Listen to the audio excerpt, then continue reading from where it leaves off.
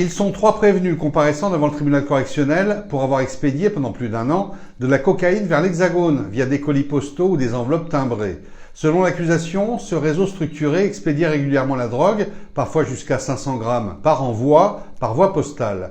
Derek Gérand, 27 ans, placé en détention provisoire. À ses côtés, Damien Adello, 28 ans, et Victoria Louison, 25 ans, tous deux libres, étaient poursuivis pour acquisition, détention, offre, cession et exportation de stupéfiants. Leurs 3 avocats ont estimé qu'aucun d'eux n'avait de rôle distinct, à l'image de l'avocate du prévenu qui estime que sa cliente n'avait pas conscience de participer à un trafic. Oui, elle n'en connaissait pas du tout la nature, elle n'était même pas consciente de participer à un trafic. Hélas, on lui a demandé d'écrire à 2 ou 3 reprises des adresses sur une enveloppe, des enveloppes vides en plus, et elle ne s'est pas doutée à l'époque qu'il s'agissait d'une participation qui devait aboutir à ce que de la cocaïne puisse être envoyée dans l'Hexagone.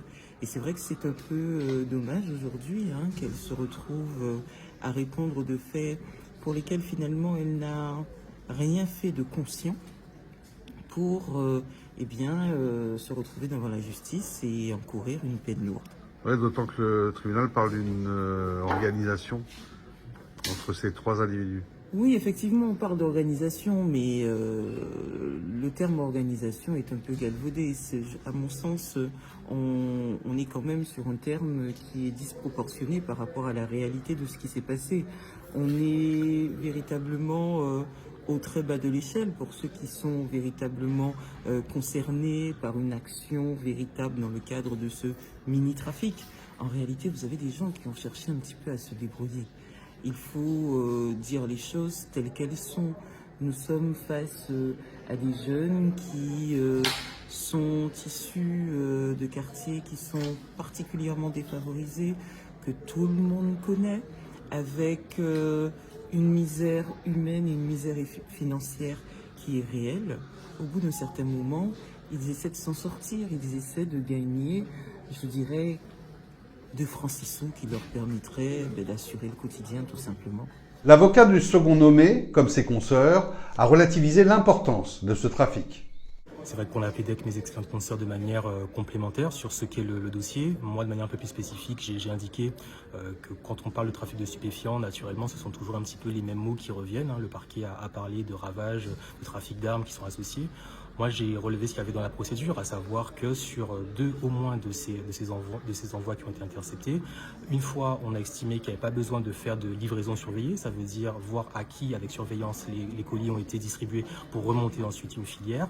On était sur 277 grammes de cocaïne, c'est pas anodin, et puis un autre colis de 577 grammes de cocaïne, ou pareil, avec une explication qu'il a en dit long sur le dossier, à savoir que c'est le service spécialisé de Toulouse pour la lutte contre les stupéfiants qui indique que ils ont eu 7 dossiers où ça n'a pas marché, et donc désormais ils font plus de livraison surveillance pour les livraisons en tout cas. Donc ça reflète quand même quelque chose sur ce qu'est l'ampleur finalement limitée de ce dossier. Quant à l'avocate de celui que l'on a présenté comme étant l'organisateur, elle a également insisté sur le fait que l'on n'avait pas affaire à des narcotrafiquants. Mais on est tout à fait d'accord. Comme je l'ai dit devant le tribunal, les gros trafiquants, narcotrafiquants ne sont pas jugés par le tribunal judiciaire de Pointe-à-Pitre ni de Basse-Terre. On sent très bien et on le sait très bien que ce sont les petits couteaux, comme je l'ai dit, qui sont jugés aujourd'hui. Nonobstant ce fait-là, et cette, on va dire, minimisation, parce qu'il faut y remettre quand même ce dossier à son vrai niveau, vous avez insisté sur le fait que même si votre client a été condamné à 13 reprises, il a tout reconnu et tout assumé. Il a tout reconnu, tout assumé, et il est venu ce matin en disant qu'il allait simplement dire la vérité. Et la vérité, c'est quoi? C'est qu'effectivement, il a un certain nombre de mentions à son casier. La vérité, c'est quoi? Effectivement, il trempe dans le trafic de stupéfiants, et ce depuis tout jeune. Il a 28 ans aujourd'hui. Ça reflète, si je puis dire, exactement ce qu'on a pu voir dans ce fameux film Zion que j'ai évoqué. C'est la vraie vie des quartiers. Entre Carénage et Montenol, on ne peut pas espérer que ça se passe autrement. Il a reconnu lui-même que ça rapportait pas grand-chose. Justement, il a parlé de colis. Il y avait également surtout les enveloppes qui étaient envoyées avec quelques grammes de cocaïne à chaque fois. Et effectivement, ils se sont bien rendus compte que ce n'était pas très fructueux dans la mesure où une bonne partie des colis étaient interceptés. ou disparaissaient, comme il disait. Donc en fait, tout ça pour ça en fait. Et il n'y a même pas eu dans ce dossier de surveillance des envois pour Non, savoir mais- où ça allait, chez qui ça allait. Non, mais si on voulait véritablement arrêter le trafic de stupéfiants en Guadeloupe, on saurait quoi faire, les autorités sauraient quoi faire.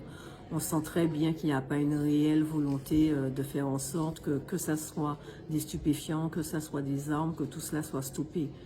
Ils en rentrent en Guadeloupe tous les jours. On connaît tous ceux qui sont concernés par les dossiers, c'est-à-dire que ce soit les forces de police et les avocats. Nous savons tous où tout le monde débat, croit. Donc ce n'est un secret pour personne. Quand on veut y mettre un terme, on met les moyens pour. Rien n'est fait. Le tribunal a rendu des peines différenciées, selon le degré d'implication. Derek Géran, présenté comme organisateur, a écopé de 2 ans de prison ferme. Les 2 autres prévenus ont reconnu une participation moindre et ont été condamnés respectivement à 1 et 2 ans d'emprisonnement avec sursis. Les commanditaires présumés de ce trafic et ceux qui réceptionnaient les envois, eux, manquaient à l'appel.